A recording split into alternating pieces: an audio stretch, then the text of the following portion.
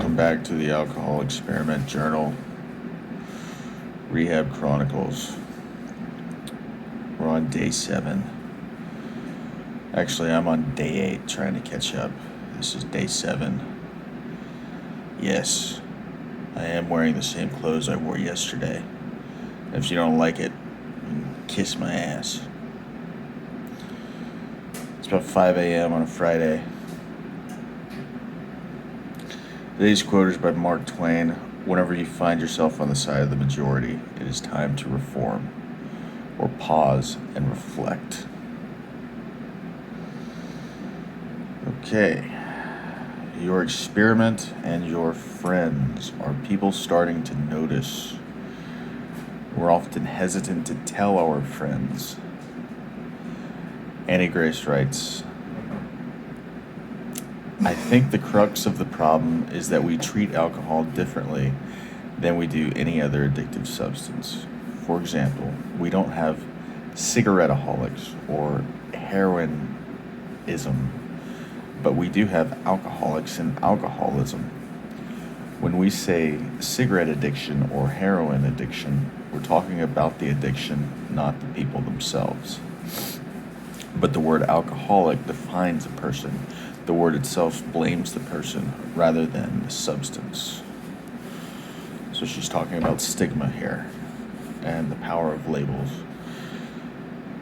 She says, for some reason in our culture, an addict is someone to be pitied because they've been overpowered by an addictive substance.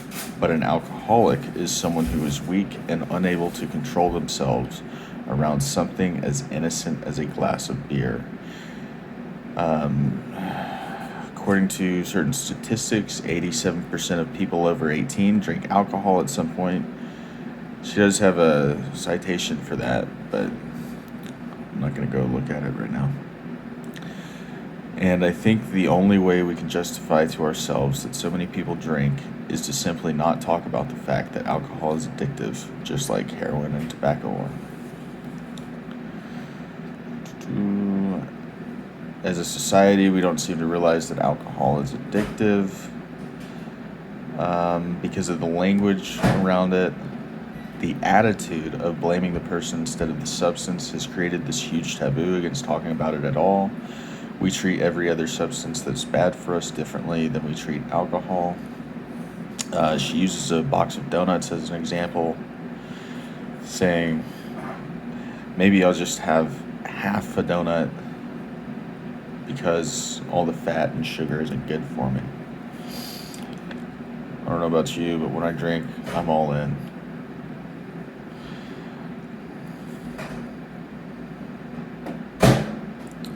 So what if the dialogue changed? What if the discussion changed? And what if the question about drinking a bit less became a wellness conversation?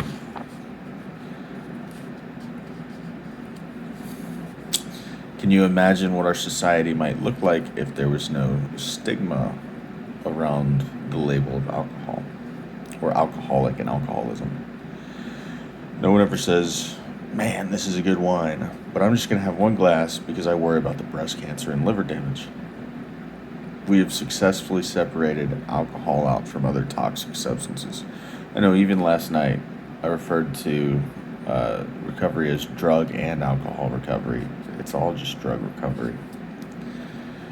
We even say alcohol and drugs, as if alcohol weren't also a drug in spite of the fact that it kills more people every year than prescription and illegal drugs combined. She's also got a citation for this one. Again, I'm not going to go look at it, but after reading This Naked Mind, and there's like hundreds of references, I'm pretty sure that one comes from the World Health Organization. Perspective change. Is it fear? Are they afraid of their own drinking? And I underlined, alcoholism has been defined as a lifelong disease for which there is no cure. That's one thing about AA that I don't like. That I do like about Annie Grace's approach, because it doesn't teach you that you're powerless over alcohol. It teaches you how to have power over it.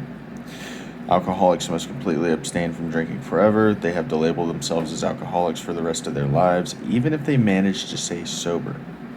Alcoholism is portrayed as a never-ending fight for control, a fight that, if people lose, could cost them marriage, jobs, children, or even their life. What is it they say? It ends in jails, institution, or death. That is so scary. No one wants to think about that when all they're trying to do is unwind after a day of work. How about that? Pretty insightful. All right, so now we reach the journal portion, telling your friends and family. Jot down some ideas about how to talk to your friends and family. This may not help you very much. I scratch my nose. But obviously, if you're watching this video, then you know that I have a video blog called Rehab Chronicles. But I also wrote that I hated these conversations. I did. They would always piss me off, even though I knew that my family member was in the right. Sort of.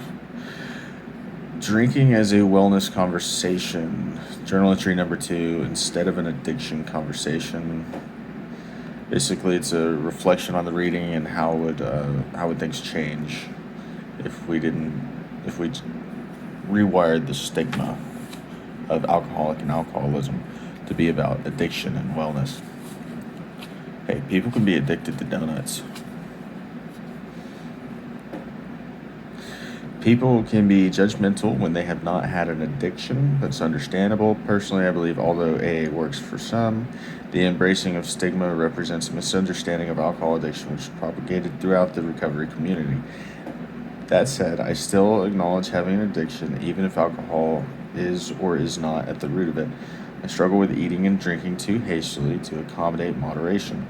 The times I have truly enjoyed alcohol were all in moderation.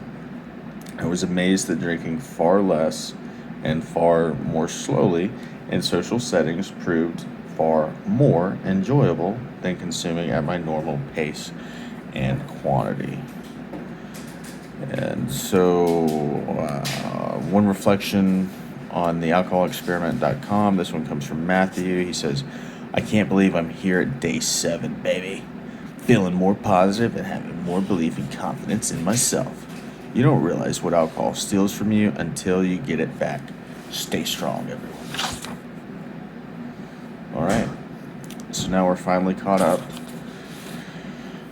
Thanks for tuning in. If you enjoyed this, remember to like and subscribe or share. Thank you.